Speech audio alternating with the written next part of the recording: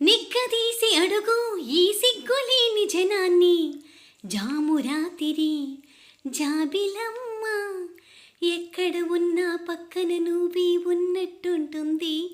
ఇలా super hit పాటలను రాసి బాగా ఫేమస్ అయ్యారు సిరివెన్నెల సీతారామశాస్త్రి గారు.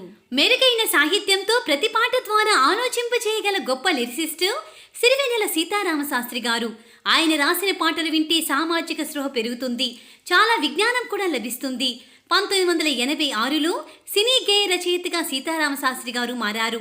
ఇప్పటికీ ఈయన రాసిన పాటలను వింటూ మైమరిచిపోయే తెలుగు శ్రోతలు ఎందరో ఉన్నారు.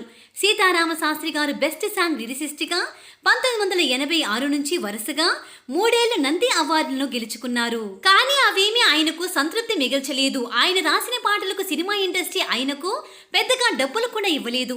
రాసిన పాటలకు వచ్చే డబ్బులు సరిపోక మద్రాసు నుంచి తట్టాబుట్టా సర్దుకుని తిరిగి స్వస్థలమైన కాకినాడకు వెళ్లారు.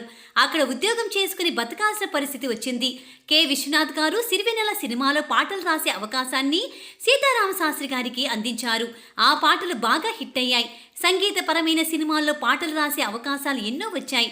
అయితే అప్పట్లో డబుల్ మీనింగ్స్ పాటలు, కమర్షియల్ పాటలకి ఎక్కువగా డబ్బులు వచ్చేవి. కానీ అవి ఇష్టం లేక సీతారామశాస్త్రి గారు ఉన్న డబ్బులతోనే సరిపెట్టుకునేవారు.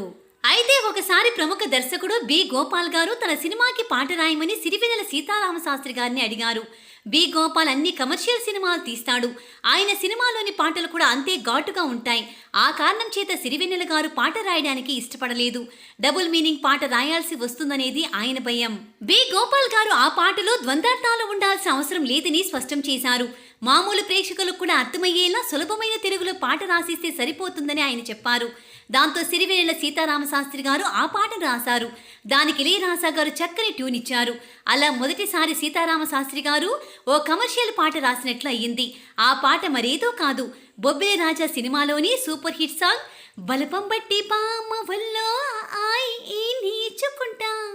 ఈ పాట ఒక్కటే కాదు, సినిమా కూడా సూపర్ హిట్ అయ్యింది. అందువల్ల సిరివెన్నెల సీతారామశాస్త్రి గారికి మంచి పేరు వచ్చింది. ఆయనకి ఎన్నో మంచి కమర్షియల్ సాంగ్స్ రాసే అవకాశాలు వచ్చాయి. దీంతో ఆయన జీవితమే మారిపోయింది. ఆర్థికంగా కూడా బాగా స్థిరపడగలిగారు.